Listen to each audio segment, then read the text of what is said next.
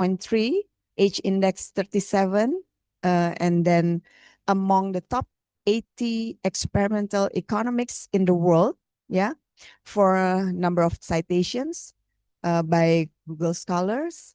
He is among the top 5% of economists for publication globally, and in top of 0.6% of authors for numbers of download on social science research network. And more that maybe it's too long if I need to read, but we want to listen to your presentation.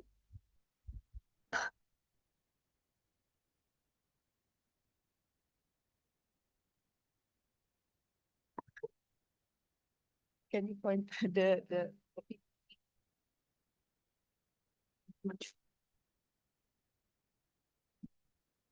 oh, here, yeah. Is it good or bad to be competitive? Lessons for leaders, managers, and everyone else. And I told Professor Zizzo that here we haven't had so much lectures related with behavioralism and institutional economics, and we would love to hear your lecture will bring more understanding about this field that is very growing. And some of our students also focus on this issue actually for their thesis or dissertation. So without further ado, I would like to invite Professor Daniel Zizzo to present his work. Thank you.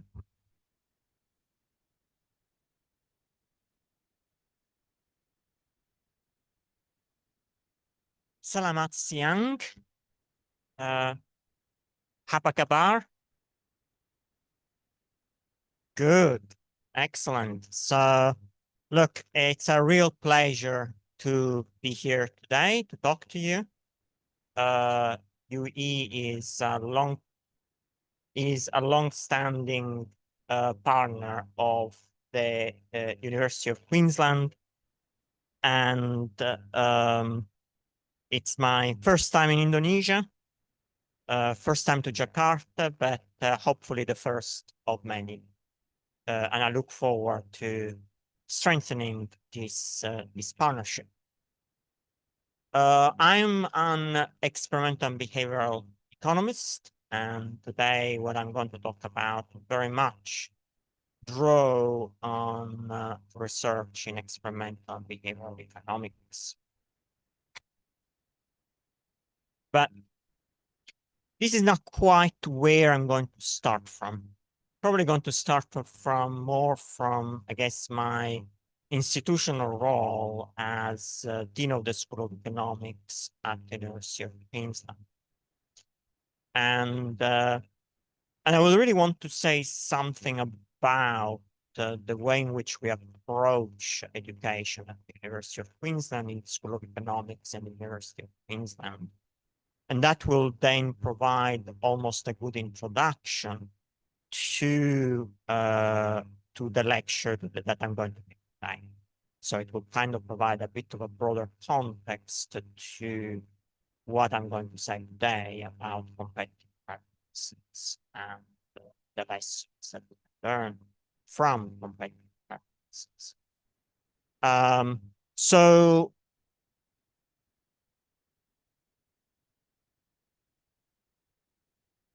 okay.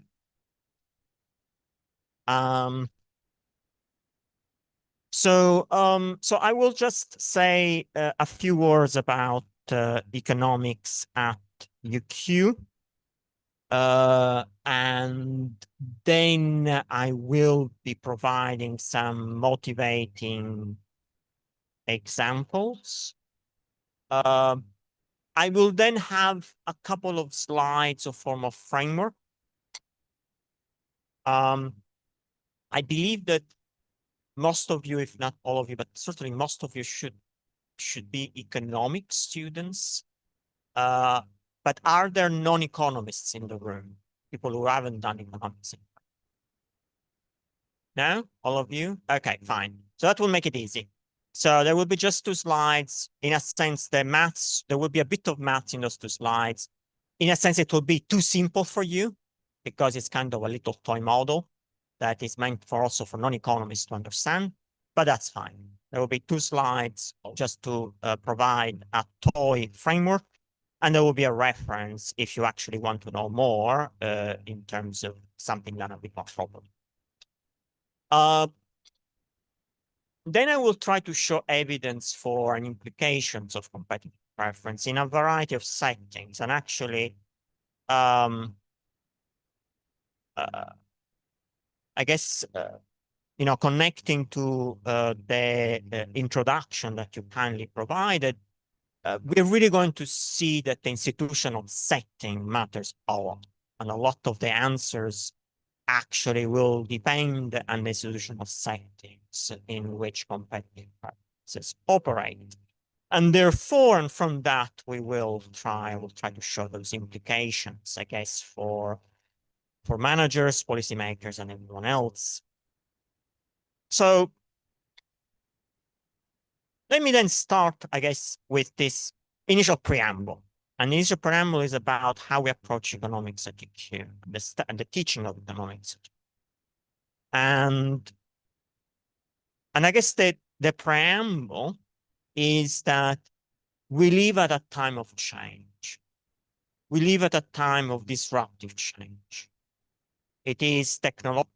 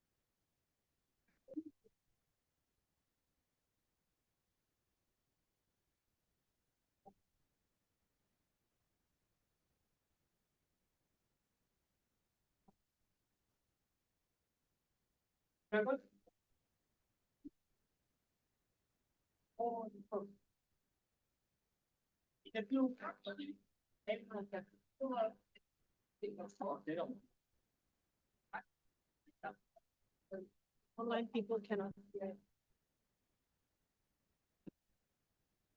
Okay. So I was talking about you're graduating and you either join the blue company or the purple company. In the blue company, people don't work very hard. Okay, they don't work very hard, you know, and everyone can see. In the purple company, instead, everyone is hard at work. Question to you: which company are you going to work harder in? The blue company or the purple company? The purple company. Yes, of course.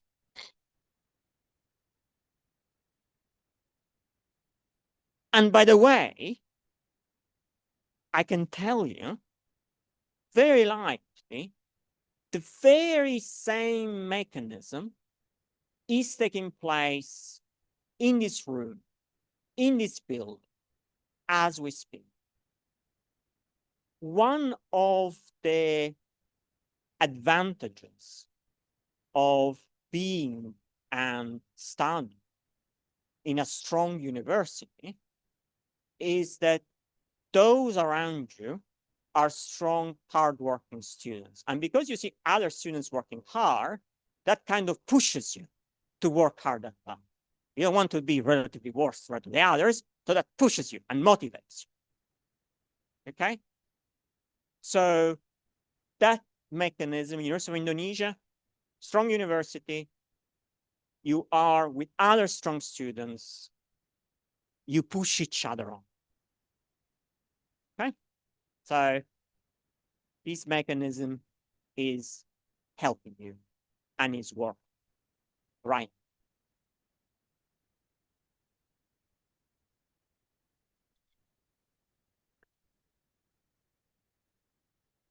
So let me then present the model. As I said, this is a toy model, perhaps tutorial model for a bunch of economic students, graduate students. But I mean, it's really thought with a general audience in mind. So you all know, okay, we've got a utility function framework. I will have two agents, Ian and Jane. For simplicity, for this toy model, I'm not going to assume risk preferences. I'm not going to assume risk aversion. I'm going to take rid of that. But I'm going to give you a reference if you want to see the model with risk preference. So, Ian and Jane need to make an investment decision. We define X of E and the expected return from a given action for Ian, similarly for X of Jane, for example, from making a financial investment. Okay, well, of course, given that there is no risk preference consideration, expected utility kind of collapses to expected value. So in other words, the utility of Ian is just X of Ian. The more money Ian makes, the better it is. Okay, so this is just, traditional economics. Now what I'm going to do is to incorporate competitive practices. So I'm going to define alpha of Ian as the extent to which you weigh competitive preferences relative to pure self-interest. So in other words, it tells you how much I want to be relatively better off to someone else, to the extent I pay attention to that as a motivation, relative to just caring about my own self-interest. Okay? And if you want to know more about this, I have a paper I've published with this model with risk preferences, which actually turn out not trivial to incorporate, in a Journal of Economic Behavior Organization paper that I published in 2023. But removing risk preferences, then this is how the model looks like. So you have the expected utility of Ian. This is the, just the material component, the expected return, plus a ratio of x of Ian divided by x of Ian plus x of Jane, weighted by alpha of Ian, the weight that Ian gives to competitive preferences. That basically means that the more Jane has, the worse off Ian feels. So that is the competitive preference dimension. Ian wants to be relatively better off relative to Jane. Okay? Now, if there is time at the end that you want to know more about what you do in that paper, and particularly how we test this against other models and why we have that specification, very happy to discuss at the end. But that's basically, that's the basic intuition. So in many cases, the predictions of this are indistinguishable from conformism and can predict what we have been discussing. Now, there are interesting implications that this has, and some of these implications we have tested in the experimental laboratory, and that is a paper in which we do so. But I just want to provide the intuition for this. So assume that you are in a part of a country in which there is a culture in which your parents tell you, your friends tell you, your friends want to, your friends look for, your reference looks for a safe job in life. Yeah? Like safe job in the civil service forever. That's what you want. Okay? Then, well, that's what most people want. Then, if you try to start your own business, your parents may look at you and say, well, what is it you're doing? Are you crazy? Okay? So a culture, if there is a culture in which people don't take risks, and so, in general, entrepreneurial risk taking is low, that will make you less likely to take entrepreneurial risks. Conversely, if there is a culture in which, it's much more entrepreneurial, you see that you've got mates opening their own business, trying out ideas, doing things, then that may encourage you to do the same. You actually want to do as well as them, right? So you will also engage in this. So what you effectively may get is different culture, different social culture of entrepreneurships, okay, that can be self-perpetuating, okay, because they kind of, they feed into themselves, okay. So this is one implication, I guess, of the competitive preference model which I've been describing to you.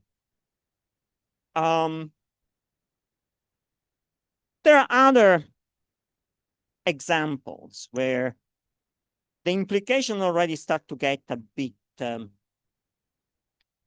interesting and potentially disquieting from a welfare viewpoint. And I'm going to ask you a very simple question. what is the value of a Louis Vuitton bag? It's a very nice bag, very, very nice bag, nice leather, yeah, pretty, very pretty. It costs thousands of US dollars. Why? Why does it cost thousands of US dollars? Status. Yes. So what does status entail?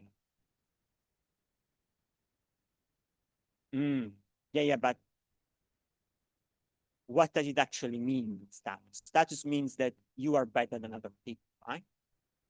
Right. So remember, competitive preference is about you being relatively better than others. I have a Louis Vuitton bag. I have a Louis Vuitton bag. See how important I am. Okay? It shows how I'm exclusive. I'm better relative to other people. That's what it signals. It signals to others. So that's what you're paying. You're paying for the status. Now, I'll bring another two examples of this. The first example it's a nice example that I saw in an article in American Review from 1996 by Bagwell and Bernheim. They talk about the case of the same manufacturer at the time owning Bentley, which is a luxury car brand, and Rolls-Royce, which is a better, more superior luxury brand.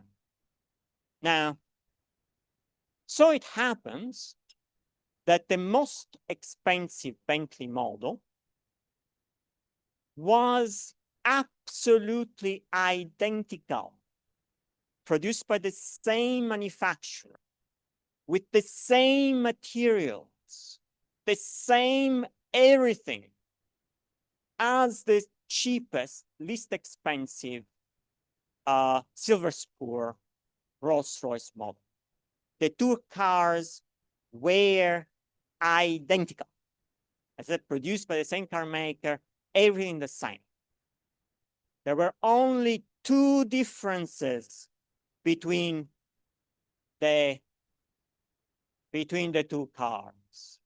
Guess what those differences were?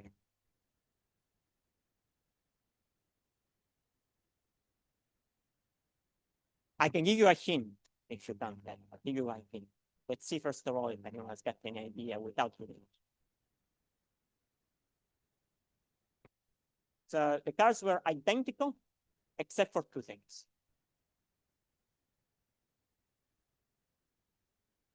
But what does that mean, the brand?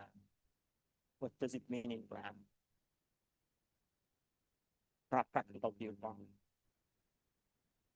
So that connects to a physical difference. What was the physical difference?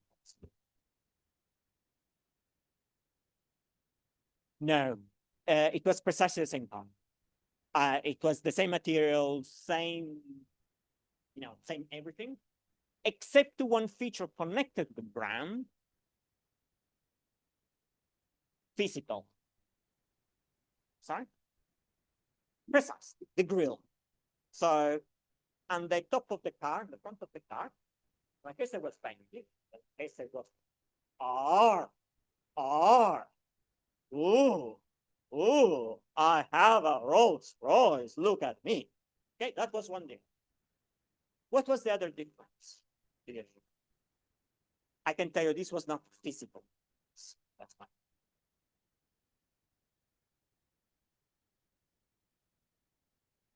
You think so, but what does that mean economically? Yeah, therefore, again, we're economists. I use psychology, but what does it mean in terms of economics? That you're willing to? Sorry? Yeah, but what does it mean in terms of the market? Sorry? Okay, any thought? Any suggestion from back here?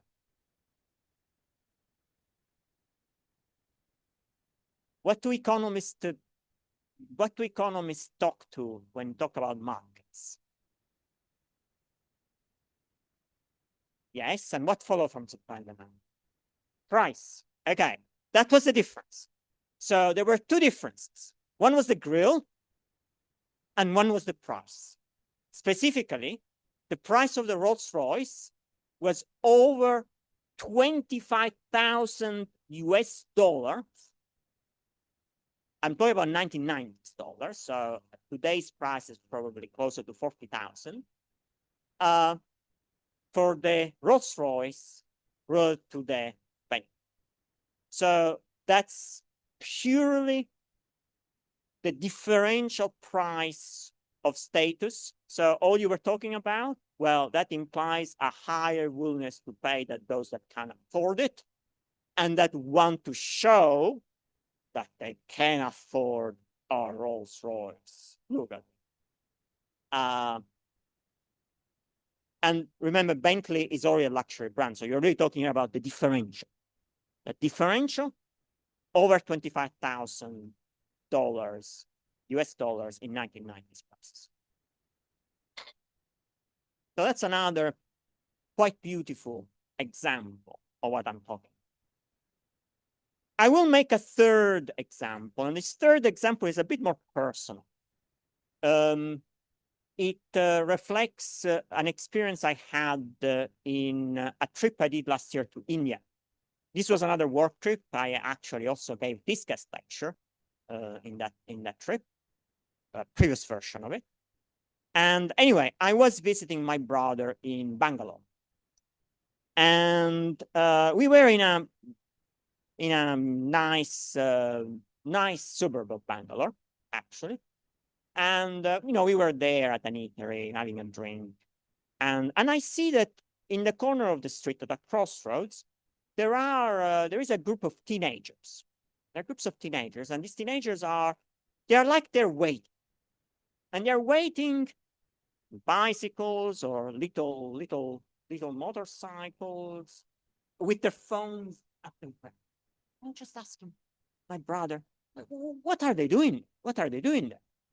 And my brother explained to me that there is a tradition for that street. What is the tradition? The tradition is that anyone who has a nice sports car or luxury car and wants to show off, they start from the beginning of the street and they go down the street in the sports car, in the luxury car, parade. And then they get a gang of fans there who take pictures, take pictures of the car and follow the car, taking pictures and make them feel so very self-impressed. Huh? I actually saw that then happening. There was a car going there.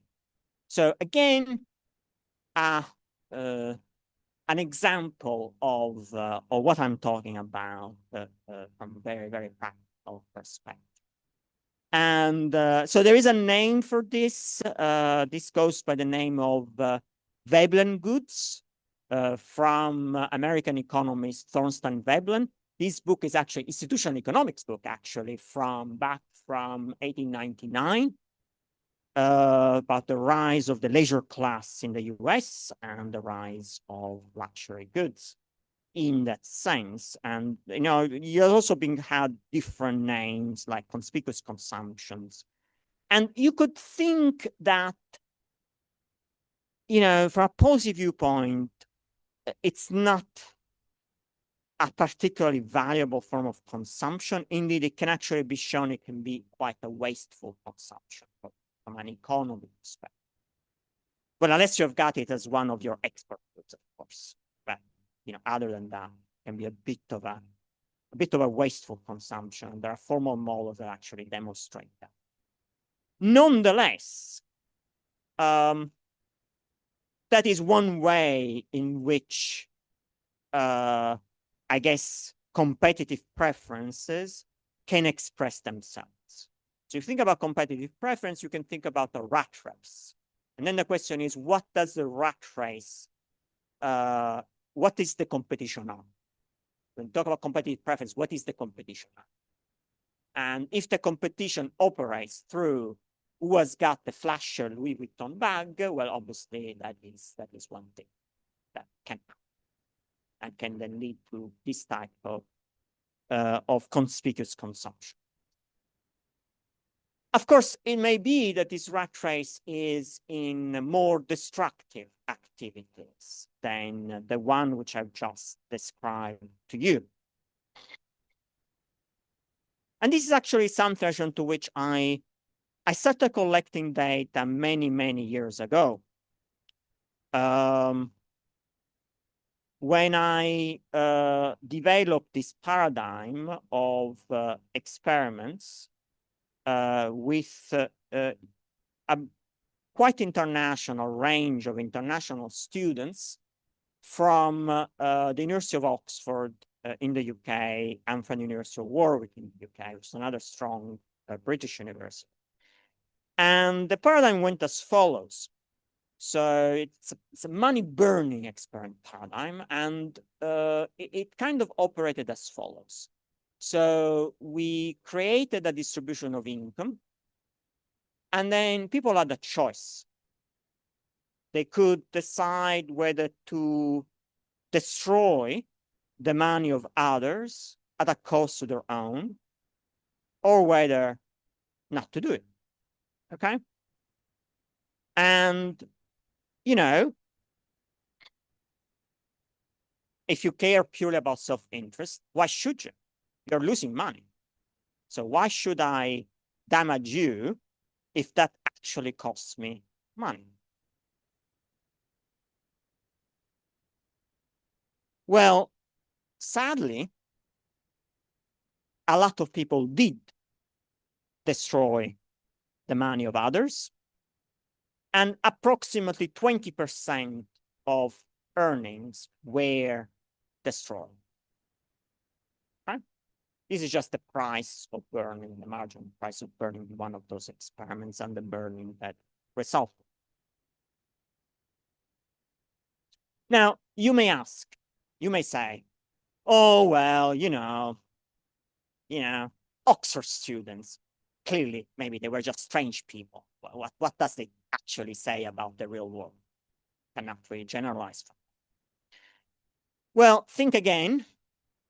So more recently, I've run, this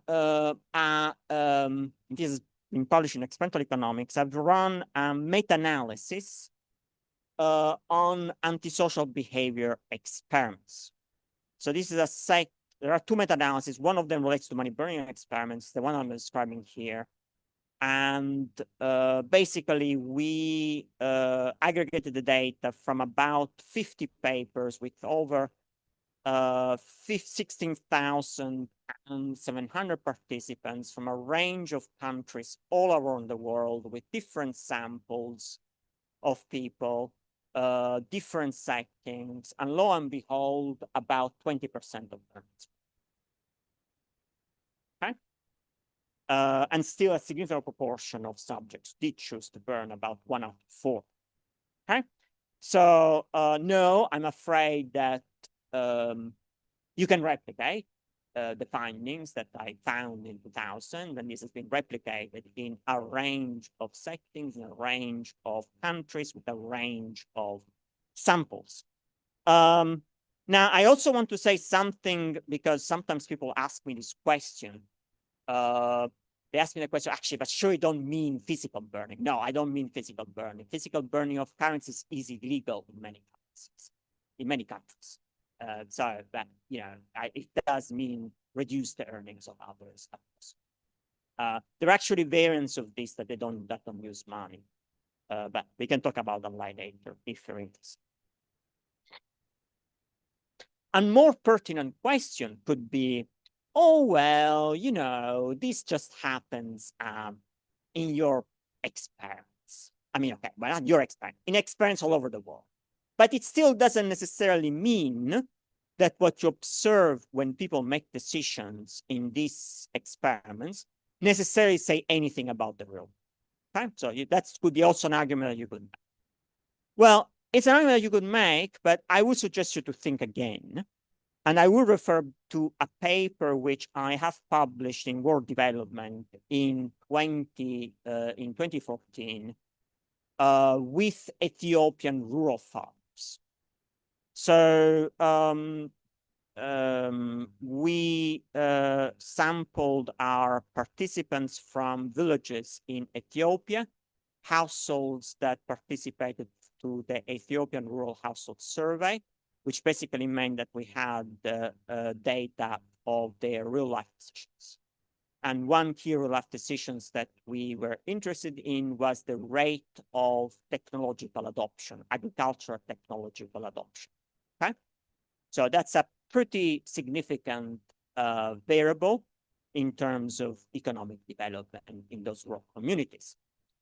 So what did we do? We had a experimental induced measure of money burning, the extent of money burning in each of those villages.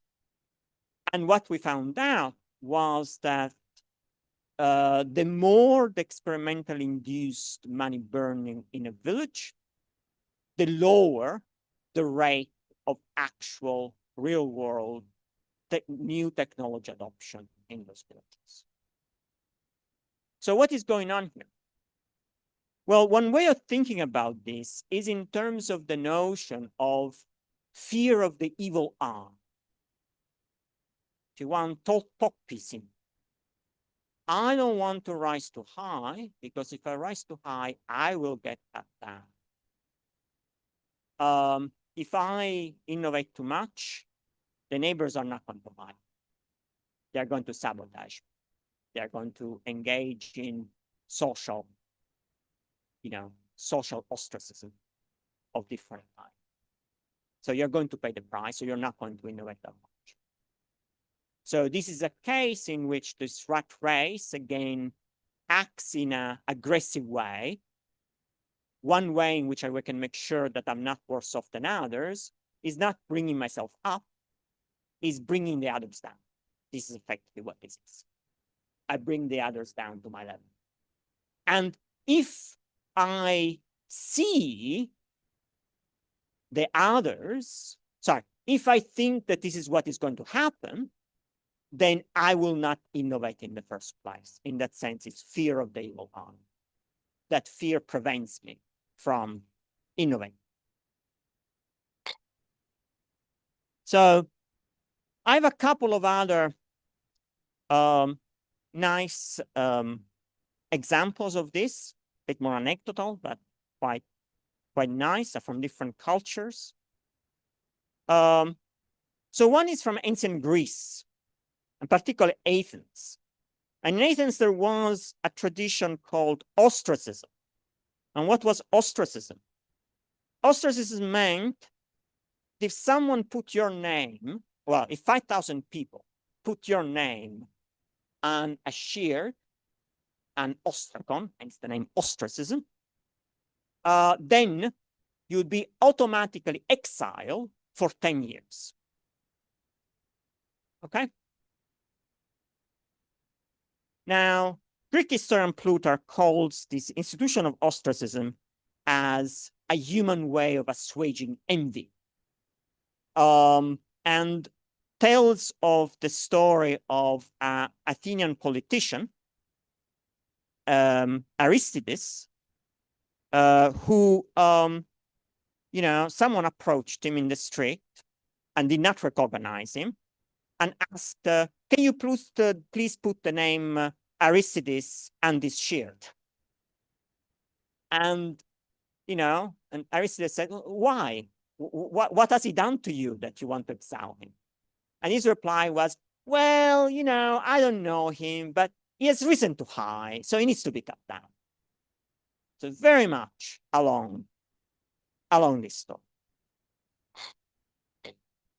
The other example that I'm going to bring relates to well, it's actually can found in a book, an envy by 1966 by a German sociologist called Helmut Scheck. And it brings this story, this saying from the Western African Bemba tribe. And the saying goes as follows: to find one beehive is luck. To find two beehives is very good luck. But to find three beehives is witchcraft. And you do not want to be called a witch in that environment. So again, don't try too hard. Don't try too hard. If you try to go too hard, you will be cut down.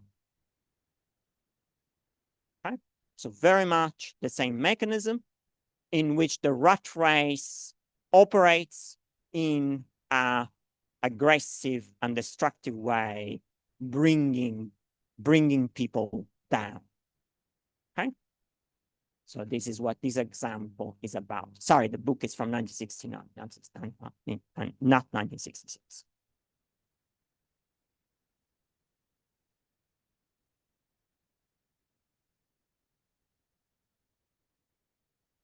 Now, there is a nuance to this we have to realize. And the nuance to this is that you can see a connection to a lot of what I've been talking about with what may be reasonable notions from a policymaker viewpoint of fairness. And I give to you as an example the notion of progressive income taxation. In most countries in the world, Singapore is an exception, but Indonesia is not an exception. There are different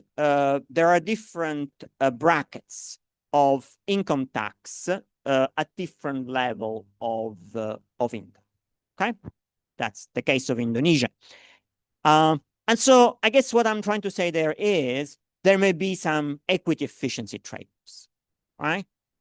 To be taken into account, and progressive income taxation is one way in which different countries strike their balance in terms of their taxation mechanisms. Another example that connects to fairness, and I guess connects to managers in particular, relates to wage compression. And there have been two forms of wage compression found empirically. One form of wage compression is that wages tend to be compressed within a firm. Another form of wage compression that's been found to a lesser extent is that wages tend to be compressed within an industry. So say that you're a secretary in the mining sector, which is a highly, tends to have high wages type of sector. Well, you're likely to be paid more than if you do the same job in the community sector, for example. Right? That's what that is basically. So you're doing the same thing, but wages are compressed within firm more, within industry a bit less, and that is, you can think, has been connected to this notion of fairness, okay? And the fact that people don't want to, they compare themselves to others, and they will become very unhappy. They will look at how the wages compare to each other. Okay?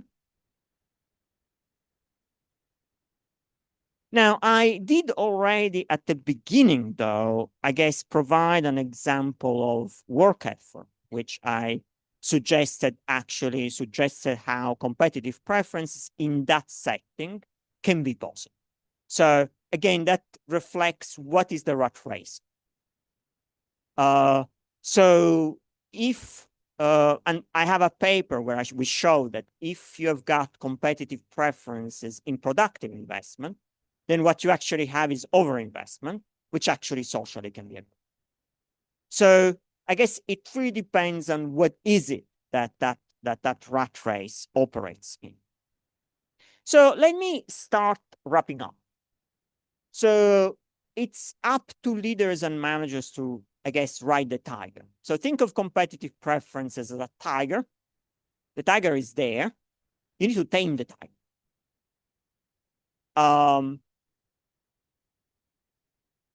Competitive preferences can be bad. I have brought examples through conspicuous consumption, through money burning and sabotaging. They can be good. They can stimulate work effort. They can stimulate innovation. Or they can be both or neither. It really will depend on the specific institutional settings, what may be desirable in terms of risk-taking or insurance, or in terms of fairness and equity efficiency trade-offs. Also, may I note that it may actually interact with perception of identity as a group. Okay? So let me make an example. I don't know whether sport teams are a thing here at the university level. Not so much. Okay, country for badminton. Okay. And what is the country that you really want to beat? Sorry? China. Okay, right. So, you know, you are in the team and you have a match with China in 3 weeks' time. Are you going to work hard? Yes, you're going to work hard. You really want to beat. Huh? So I guess that this is a case in which the competitive preferences operates at the level, not in the individual, but of the team as a whole, right? So there is an interaction between competitive preferences and, I guess, the group, right? In this case, the country, okay? And so there are many examples in which that is the case, in which competitive preferences are expressed at the level of groups of people, of countries, of institutions, of organizations, etc. So ultimately, it's up to leaders and managers, it's up to you, and this is just a tool that I'm providing to you, to, I guess, know the implication that competitive preference have in different settings and take them into account no matter the type of career destination that you find yourself in. And I will bring, I guess, some specific examples in the next slide. So example number one, I have provided examples in which the competitive preference can be channeled in destructive ways, an example in which they can be channeled in productive ways. So you can try to frame and channel the rat race towards productive ways and destructive ways, but bear in mind the side effects that this may have. So I'm aware of the case of, historical case of a company, which they decided that they would put the performance of different teams on a board, okay? And they thought, oh, this will be good for productivity. Everyone will want to be the best. They will work more. It will be great, okay? Well, actually, it was counterproductive. Why? Because then what happened was the teams did not speak to each other because they wanted to better offer to the others. So they did not speak to each other. And of course, that was worse for the company as a whole. So you need to bear in mind what may be the side effects. Example number two, I've already spoken to this, importance of perceived fairness in the workplace. Example number three, stock market brokerage. So I provided example about how we tend to invest as a functional investment of others. This can actually be problematic if you are someone in charge of large portfolio of investment for other people, and you may risk losing a lot of money as a result. Now, I was once having a conversation with this senior financial manager in the city of London. And in the city of London, they employ people all the time. They also fire most of those people within 1 year of starting their job. And the key reason why they fire those people is because of behavioral biases affected that they're subject to that make them lose a lot. So, for example, they weren't so worried about people losing money, because if you're in those jobs, you were going to lose money, but how people reacted when they lost money. Okay? So this is one of those behavioral biases, yes, in that sense. Example number 4. This is a bit subtle in a way. So when you have bargaining, you've got negotiations, being tough can be an advantage if you're credibly tough. So if you're credibly tough, then that makes you more credible in the bargaining, which might be better in terms of bargaining outcomes. And, I'm happy to provide potential examples later.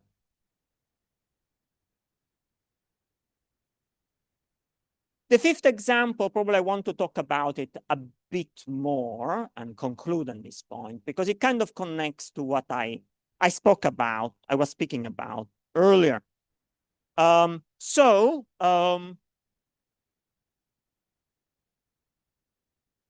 are in the Ministry of Agriculture. You're given a pot of money. It's not a huge pot of money, but it's a money for a pilot run to support the introduction of agricultural innovation in West Java. Okay?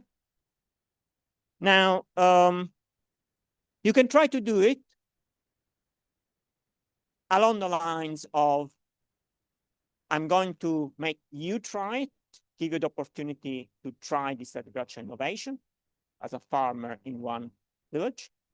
And then I'm going to give you the opportunity to you,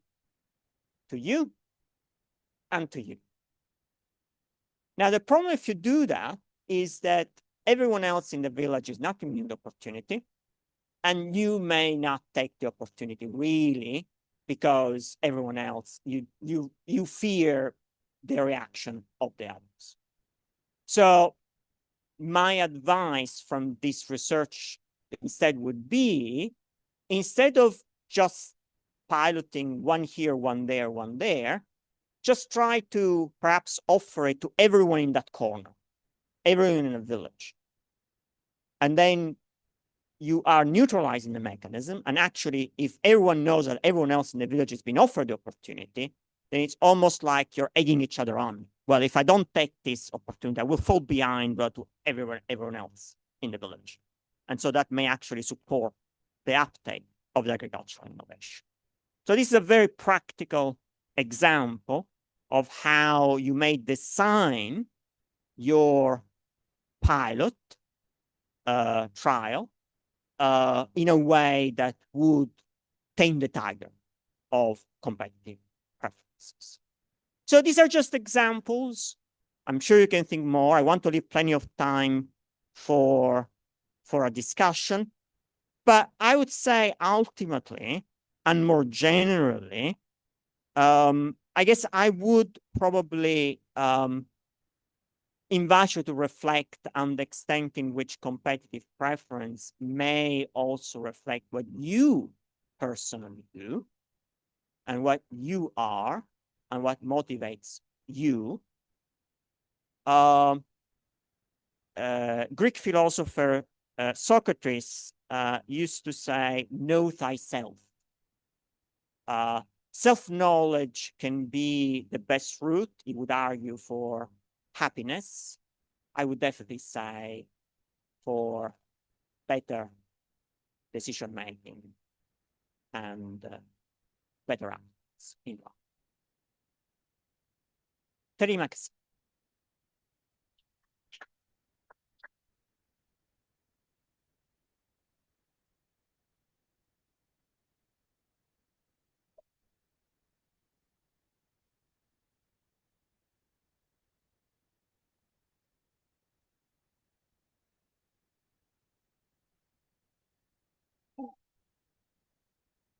selling and one is buying at the same time, right? The group.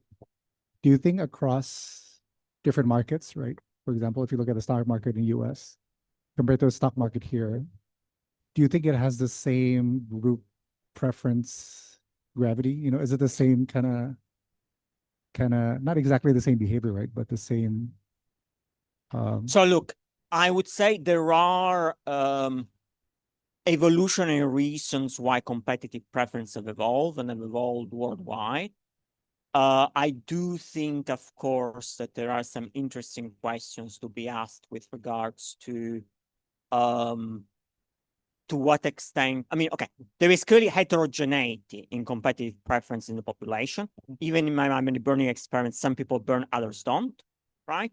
So we need to recognize that, and the extent to which that may also be influenced by cultural factors. That is also an interesting area of future research. My meta-analysis did not show much evidence of that, but it's of cross-cultural differences. But you would need to go back because we do have some continental level dummies, but there isn't enough research really. So I think it's an area which would require more research to identify some of those differences. One specific challenge that also there is that sometimes make the study of competitive preferences more difficult is the fact that in some social contexts, perhaps more than others, it is considered socially unacceptable to show that you're being competitive, okay? So for example, in American context, well, you know, it's all about competition, it's me, all of that. Perhaps in an East Asian context, that is much less the case. They actually do not want to look like you may be competitive, certainly in some cultural environments. So you may still have the competitive preferences, but as a researcher, it may be a bit harder for you to elicit them. And that is where, in a sense, having behavioral tasks can be helpful. But yeah, there can be some challenges in doing that, but there is certainly scope for future research that looks at precisely this type of questions. Thanks. I have another question. So I think on the Ethiopia example, the farmers. Mhm. So did you find a solution how to make people less resistant with innovation? Well, I mean, that was my example 5, right? That was my example 5. So my, I guess, policy advice in that context is very much that try to have, so if you have the money for a pilot, don't do a pilot in a dispersed way, even though you may think that that is better in other regards. Try to do the pilot in a concentrated way, because that is going to, exactly, in a group way, because that is likely to neutralize the competitive personal mechanism. And if anything, potentially, if everyone knows that everyone else has been offered the opportunity, it makes it more likely that there will be collective adoption. Yeah. Pleasure. Good questions. Okay. Yeah, thank you. Follow up from that question earlier. So when you're saying that we should concentrate to, for example, the corner of the population, if you saying about the 5th example earlier, so what unit do you prefer? For example, that you mentioned earlier that, for example, the pilots will be in the West Java, right? The West Java, one village or one group in that village, or all the village you have got the pilot project. So can you elaborate more? Well, I mean, you know, it clearly will depend on the budget you have, right? So, I mean, you know, ideally, I would say everyone in a small village. That would be my preference. Yeah, but obviously it depends on the budget you have, right? But my key point is that the more the people, sorry, I would say that the trial is going to be the more successful, the more the people will see that others in their reference group, whatever the reference group is, therefore I was suggesting the village, everyone else has been offered the opportunity. To the extent to which people see that it's them, but their neighbors are not being given the opportunity, that will be a problem. Yeah.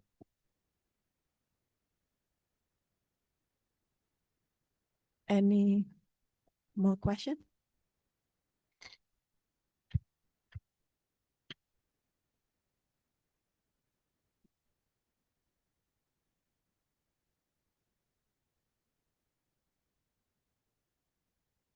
Maybe I have some Mhm. questions. Like, I would like to ask you whether, because one feature or character that you discuss here, you mentioned competitiveness. Mhm. But in terms of the bad and in terms of the good conditions, do you think it's the same meaning and definition? Because maybe inherently there are some other features that are, combination of features that really display the effect when, you make Look. good examples and other features for the bad examples. So Yeah, look, I mean, I would say the preferences fundamentally are the same. I mean, we can talk about, as I answered in response to the previous question, in terms of the extent in which they are moderated by cultural factors in the way that they express themselves. But the institutional side of things will matter, right? So that is why I kept talking about rat races. So you have got rat races, but then the question is, what race are you competing in? And what race do you perceive yourself as competing in? And that will, of course, be very culturally embedded, very institutionally embedded. And it will be a blend of exogenous, of things that are outside your control. So, it is what it is. So typically you are more likely to compare to people who are near to you, for example. There may also be, though, I guess, aspects which you can actually choose. So I'll make an example. Let me say, first of all, this example I'm going to make is not about me. I love my job and all of that, okay? I really love my job. I love being here, etc., etc. I'll leave that as a disclaimer. But say that you're stuck in a dead-end job. You are there, can't do anything about it. You need the income. You have family, you have a mortgage. You can't do anything about it. You're stuck in that job. And people around you have been doing better. So in terms of how you see yourself, if you were to see yourself compared to others, that wouldn't be such a pretty comparison. And you feel a bit powerless. However, you're also the coach of the local school badminton team. And actually, you really care about that. You care about how you do as the coach of the badminton team. And, just a volunteer activity you do over the weekend. And you really care how the local badminton team does to the, their tournament with other schools. Okay? So this is an example in which you psychologically choose your reference group and what is the rat race that you're competing in. And actually, in this example, you try to disassociate yourself from your actual job where you spend most of your time, and you're actually focusing on your activity as a local school badminton coach. And that is where you see your rat race operating in. Okay? So can also be a bit of that endogenous dimension in a way that, in a sense, helps maximize your psychological well-being, your sense of self-identity. And I would say there is still a lot of research to be done about how that operates in practice. So how effective the notional reference groups get determined in practice. As economists, very often we just work on averages, just work on assumptions, right? You know, a firm, an industry, a country, right? We work in those aggregate terms, but of course, things are more subtle than. Mm-hmm.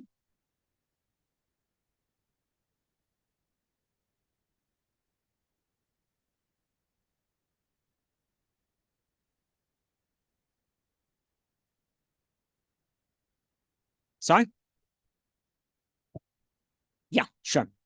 So look, that's a great question. So I'm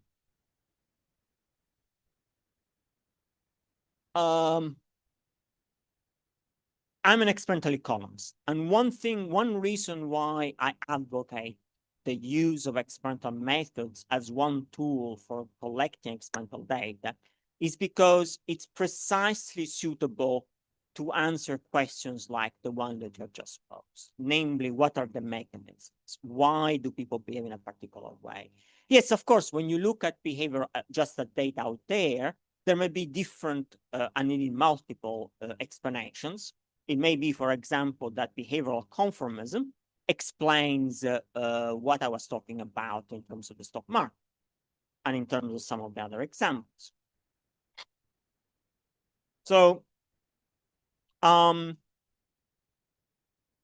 this type of question can be answered experimentally, and that is the strength of experiment. So I currently actually have got a very big research program on conformism, run a series of experiments and continue running a series of experiments. Maybe one day I will give a lecture here on conformism and what I found in this series of experiments. But what I can refer today is that paper of 2023 that I was talking about there earlier about relative risk-taking and social comparisons, social curiosity. I think that all the paper is published in Journal of Economic Organization. So in that, so what do we do in that paper? In that paper, so we have got, what we effectively do is to generalize a model developed in the 1990s by Gary Bolton, Axel Okenfels, that model inequity aversion. So the idea that people want to be as close as possible as others in terms of outcomes. And we try to have that as a general framework where we nest different possible behavioral explanations of why people may engage in risk-taking, including risk-taking that follows the one of others.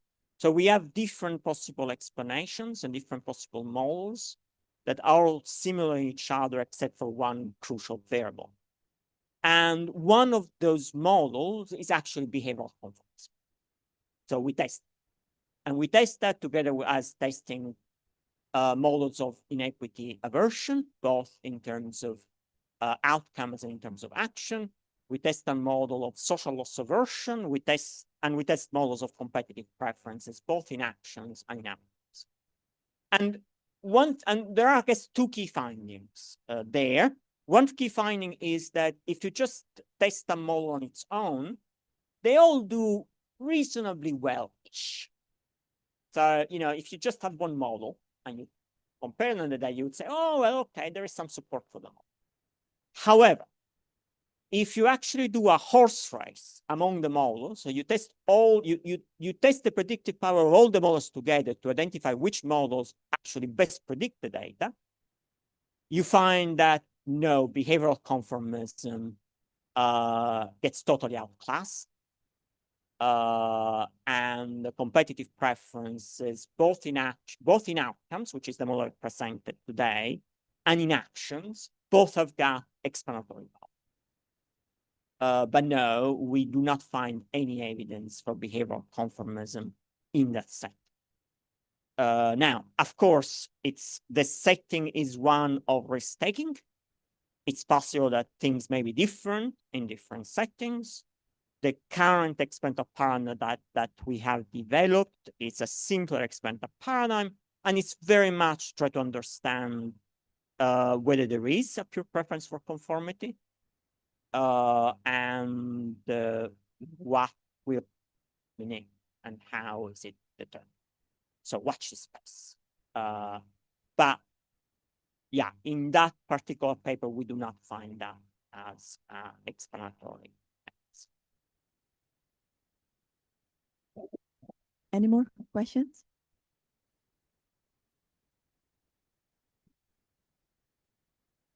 If no more, then let's give round of applause.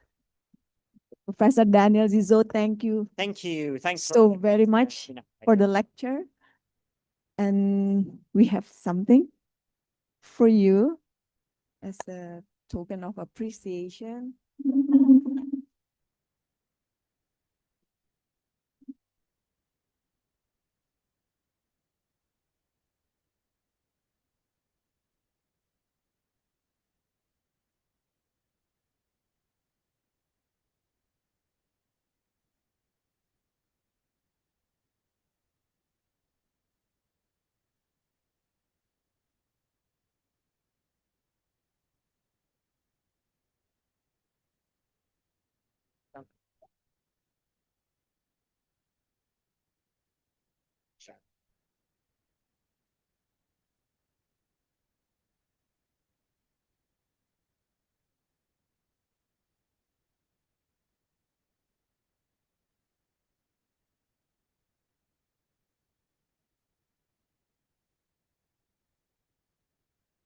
Thank you. Thank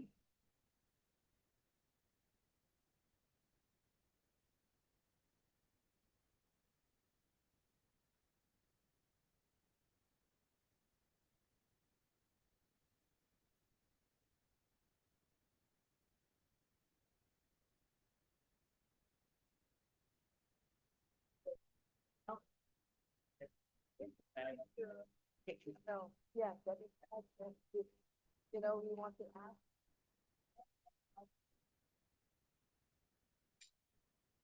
So it is a tool, but it can be a tool.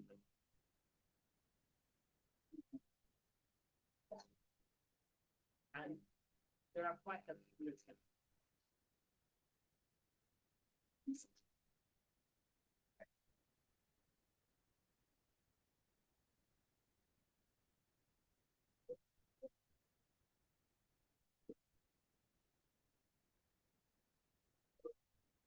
I'm very happy to be a medical methodological title.